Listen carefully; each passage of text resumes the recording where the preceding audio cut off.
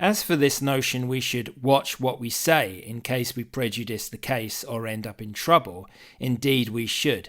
But we should also note that the Home Office tweeted out a video of a rioter being arrested, describing the individual and others like him as criminals, despite no trial having taken place. This followed Starmer and every modern leftist repeatedly calling the people on the street rioters, far right, and all manner of things, even when no court cases had been held. Where was the caution then? Motive had been ascribed before anyone had been tried. But those people were the political enemy, remember. See also what happens whenever there is a white man suspected of an outrage against people from an ethnic minority. The suspect can be designated as a terrorist or far right, sometimes within hours. We should look now at the announcement of the terrorism charges. It is inconceivable that the Home Secretary and the Prime Minister did not know about the items found in the suspect's home. The police likely found them mere days after the Southport killings. The discovery of these items, and the charges they incurred, must have been kept out of the public domain so as not to further inflame the riots, which were already beginning. Perhaps the government wanted to be able to deny the allegations being made about the murder suspect's motives and background. They must have known, and they chose not to tell. Farage was right that they were keeping something from us. The police claim that the charges were arrived at after lengthy and painstaking investigations, which took 4 months. I am very sceptical about it taking that long, if the paraphernalia was just sitting there. The government insists sentencing is nothing to do with them and is up to the CPS. Surely there is no strategic collusion between the two. In other news, I have purchased a bridge.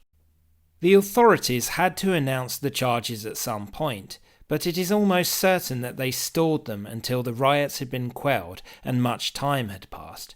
According to the Guido Fawkes website, Guido was going to break the story of the imminent charges on Friday 25th of October, but was lent on by the authorities to wait until Tuesday the 29th.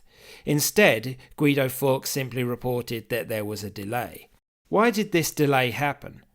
Most probably because the fugitive Tommy Robinson had decided to return to the UK and hold a protest on Saturday 26th. It appears the authorities didn't want to foment trouble there, so they sat on the story. It was reported that 2,000 riot police were on standby following the announcement, which shows their level of concern. The announcement also came close to 2 huge events: the budget, October the 30th, and the US election, November the 5th. The tactic was probably to try and bury the bad news under these, naive though that might sound. Some even suggest the opposite is true, that the charges were announced to distract from the budget and how poor it was. Is there a legitimate reason for doing such a thing? Does the government have a responsibility to uphold stability? Obviously there are national security concerns, and the state by law can mandate a secret. If a secret being known would risk the lives of British forces or agents, lose a war or wreck a vital treaty, then it would be legitimate for a government to keep it under wraps. This, however, was in the public interest. The crime in Southport touched a raw nerve, hitting at something we hold dear, our children.